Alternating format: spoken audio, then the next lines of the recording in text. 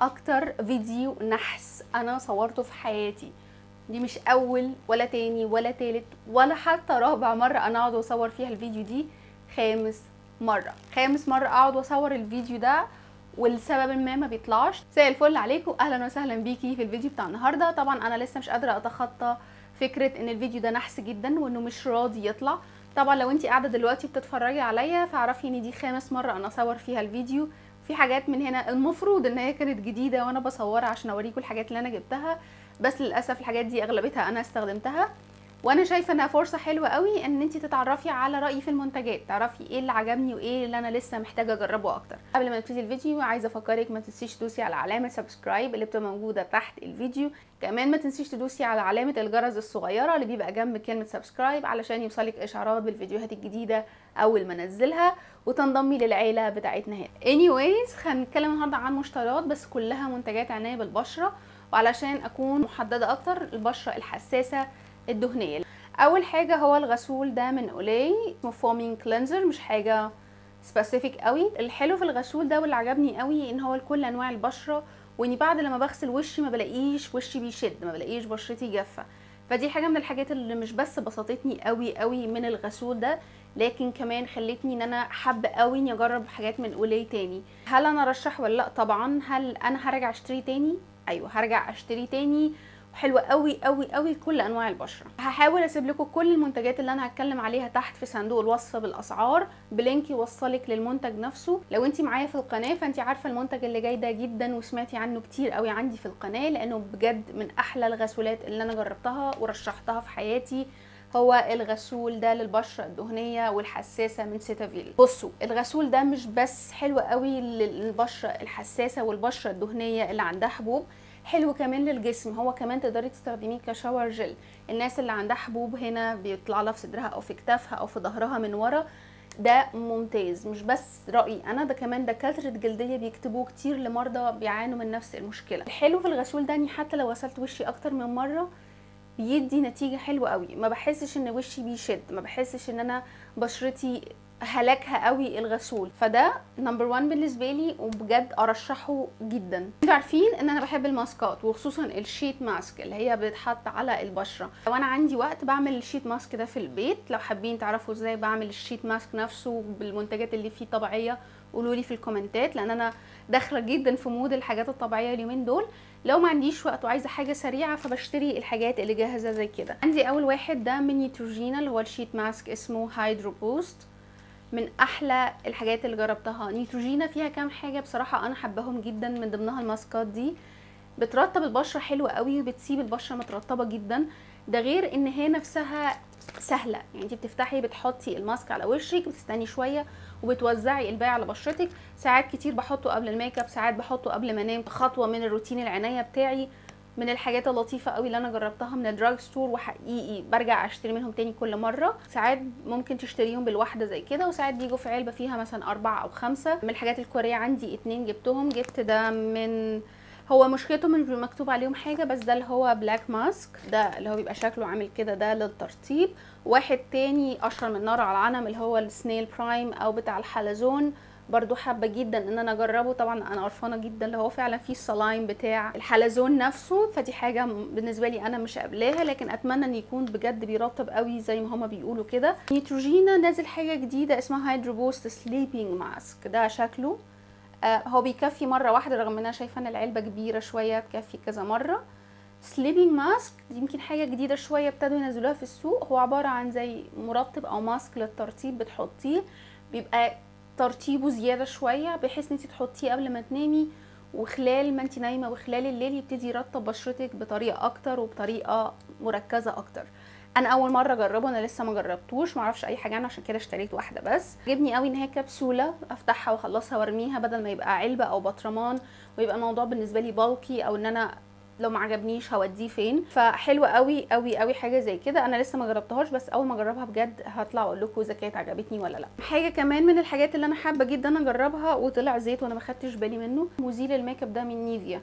بما ان نيفيا من البراندات تقريبا الرخيصه الموجوده في السوق، واول ما نزلت المايسيلر ووتر بتاعتها كنت بجد مبسوطه جدا ان عندي امل انها تطلع حلوه، عشان خاطر يبقى في بديل لمزيلات الميك اب الغاليه.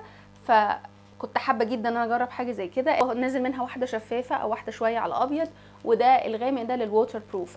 فاتمنى ان هو يطلع فعلا فعال. انا جربته قبل الميك اب النهارده، وانا بعمل الميك اب بتاع النهارده كان فيه نازل شويه اي شادو، فمجرد بس بقطنه شلته لطيف. حاسه ان هو فيه زي زيت. طبعا الموضوع كان صعب ان انا اشوفه لان هو غامق، بس انا دلوقتي لاحظت ان هو فعلا زيت، فانت لازم ترجيه كويس قبل ما تستخدميه.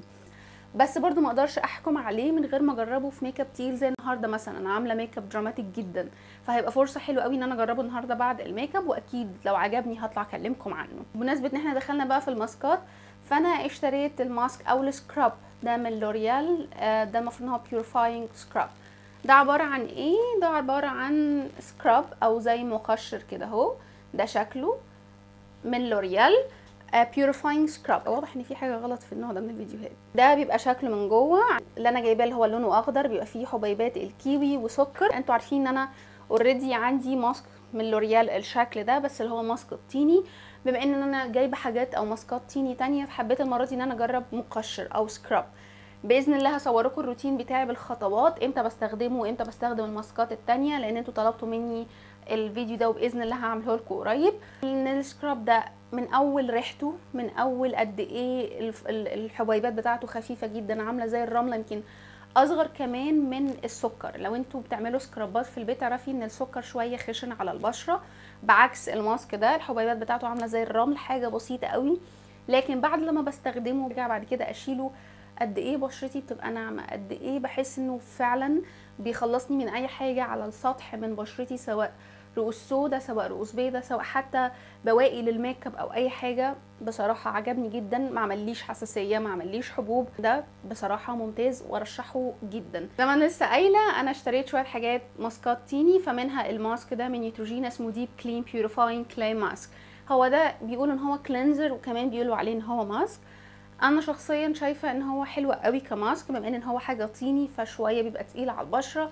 ما ينفعش خالص استخدمه اكتر من مرتين في الاسبوع. من وجهه نظري انا واللي ماشي مع بشرتي انا بستخدمه مره واحده في الاسبوع، المره اللي انا ببقى عايزه اخلص يعني ادي بقى تنظيف عميق جدا للبشره واشيل منها رواسب الاسبوع كله، بستخدم حاجه زي كده. دي تاني واحده، انا اوريدي عندي واحده تاني منه حلوه قوي جميل قوي، بس ما تستخدميهوش وانتي بشرتك حساسه.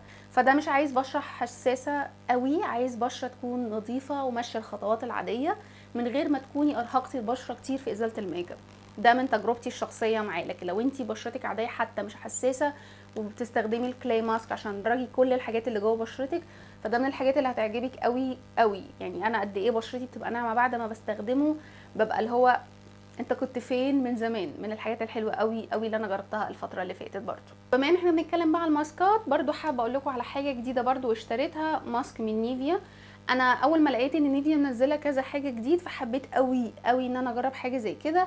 ده اللي 1 مينت ماسك. ده عباره عن ماسك بيتحط دقيقه واحده، نازل منه 3 انواع. ده اللي هو اللي بيرطب، في واحد تاني البيوريفاينج فهو شويه شبه الماسك الطيني، والتالت بيبقى للبور ريفايننج او ان هو بيقلل الشكل المسامات. انا حبيت اجرب قوي بتاع الترطيب. ده عباره عن ماسك لدقيقه، بتحطي كميه كويسه على بشرتك وتستنيه لدقيقه، وعندك 2 اوبشنز، يا اما تشيليه بعد الميك اب بتاعك، يا اما توزعي الباقي وتستخدميه ككريم قبل الميك اب، زي كريم مرطب بس تقيل شويه. لكن انا شويه حاسه انه قريب قوي من السليبينج ماسك بتاع نيتروجينا من حيث الاداء بتاعه، فما فيش ضرر خالص ان انا استخدمه كل يوم قبل الميك او حتى قبل ما انام، مرطب او خطوه زياده في الترطيب بتاعتي.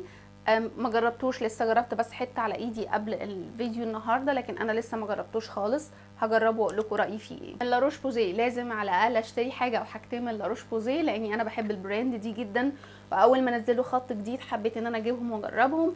اول حاجه جبتها هو لاروش بوزيه ايفا كلير مات، وكاتبين مات MAT. ده عباره عن ايه؟ ده شكل المرطب من جوه، عباره عن مرطب للنهار للبشره الدهنيه.